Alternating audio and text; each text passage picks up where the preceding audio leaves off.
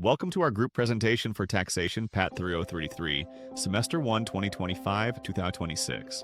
We would like to extend our greetings to our respected lecturer, Dr. Anis Suryati Binti Ahmad. Our team consists of NURLIANA PUTERI Binti MOHD Harisgo, AYUNI Binti MANSOR, ALISA FATIN Binti MOHD RAZALI, HARITA AP RUTHRA MOORTHI, and INDRIYANTI Binti SUHARTO. We are excited to present our group assignment. Meet Mr. Razik bin Idris, a 42-year-old senior engineer from Malaysia. His wife, Mrs. Ira, is a 38-year-old sales executive. Together, they have 3 children, aged 12, 7, and 5. Mr. Razik earns $120,000 a year from his job. In addition to his salary, he gets dividends, interest, and rental income. He receives royalties for his articles and does freelance work too.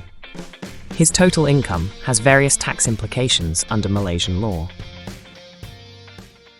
Income classification is crucial for Malaysian taxation, helping taxpayers like Mr. Razik and Mrs. Ira. Mr. Razik earns 120,000 ringgit salary and 6,000 ringgit freelance consulting, both taxable under Sections 4 and 13 of ITA 1967. His 15,000 ringgit Gemilang hardware dividends and 4,200 ringgit Maybank interest are exempt under single-tier system and Schedule 6, Paragraph 33.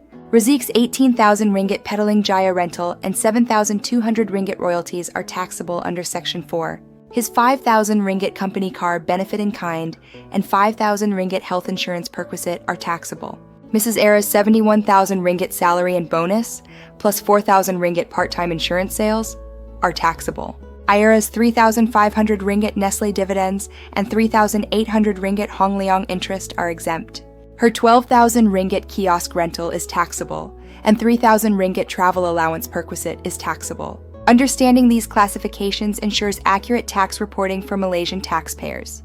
Welcome to 2024 financial activities of Mr. Razik and Mrs. Era, highlighting their commitments and investments. Their contributions to SACSO, EPF, life insurance, and RM 500 donation to Old Folks Home. Mr. Razik paid RM 300 zakat, Mrs. Era RM 250. They each allocated RM 6,000 for parents' medical checkups. Commitment to health and wellness. RM 1,000 family vaccinations. RM 10,000 Mrs. Era's cancer treatment. RM 2,000 Mr. Razik's checkup. RM 50 monthly gym. Mrs. Era's RM 2,000 for master's degree. RM 8,000 SSB in deposit for children. RM 3,500 for laptop and books. Childcare RM 2,400 annually. In summary, Mr. Razik and Mrs. Era's 2024 financial outflows reflect dedication to family, health, and education.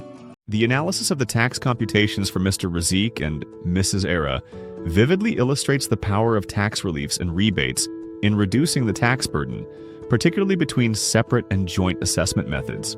Tax reliefs lowers the chargeable income. For their employment income, Mr. Razik and Mrs. Era, they claimed RM $43,500 and RM $44,500 in reliefs respectively, which reduces the income subjected to tax. The most critical factor, however, is the assessment choice. Kastani, separate assessment yields a much lower net tax payable. By calculating the tax separately, both incomes benefit from the lower progressive tax brackets twice. Mrs. Era's lower chargeable income remains mostly in the lowest tax rate tiers, preventing her income from immediately hitting the higher marginal rates. Joint assessment results in a significantly higher net tax payable. Aggregating the income forces the total chargeable income deep into the higher tax brackets, negating the efficiency of the reliefs. Tax rebates provide a direct reduction of RM $50 in both scenarios. While beneficial, this reduction is minor compared to the RM 19,015 difference created by optimizing the reliefs through the separate assessment. To conclude, in my opinion, for Mr. Razik and Mrs. Era, who have 2 substantial incomes, the strategy is to maximize the utilization reliefs under separate assessment could reduce the overall tax burden by RM 19,015 compared to the joint assessment. Tax planning is a legitimate practice that allows taxpayers to arrange their financial affairs in a manner that minimizes tax liability within the boundaries of the law. In the case of Mr. Razik and Mrs. Era, The reduction in tax payable through the utilization of personal reliefs and the adoption of separate assessment is permissible and ethically justifiable as it arises from explicit provisions under the Income Tax Act 1967. The tax saving of RM 19,015 achieved through separate assessment reflects the intended function of progressive tax rates and relief mechanisms in ensuring equity and fairness within the tax system. However, ethical considerations in tax planning extend beyond mere compliance with statutory provisions. Section 140 of the Income Tax Act 1967, commonly referred to as the anti-avoidance provision, serves as a safeguard against arrangements that are technically legal but lack genuine commercial purpose and are undertaken primarily to avoid or reduce tax.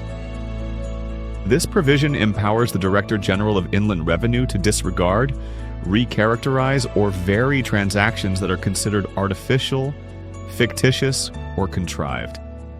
As such, it reinforces the principle that tax planning must align not only with the letter of the law, but also with its underlying intent. From an ethical standpoint, responsible income reporting requires honesty, accuracy, and transparency.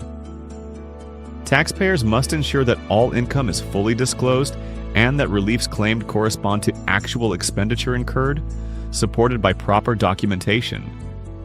In the context of this case, claims for relief such as medical expenses, lifestyle purchases, childcare fees, and education fees should reflect real economic activities and not be exaggerated or manipulated to obtain excessive tax benefits.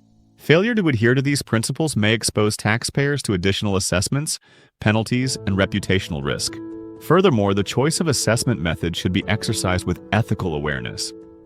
While separate assessment is legally advantageous for Mr. Razik and Mrs. Era due to their differing income levels, artificially shifting income between spouses or restructuring income streams exclusively to exploit tax differentials could be interpreted as aggressive tax avoidance under Section 140. Ethical tax planning therefore requires restraint and professional judgment to ensure that tax-saving strategies do not cross into abusive practices. In conclusion, ethical tax planning represents a balance between tax efficiency and compliance. The legitimate use of personal reliefs, rebates, and assessment choices is acceptable when grounded in genuine transactions and accurate reporting.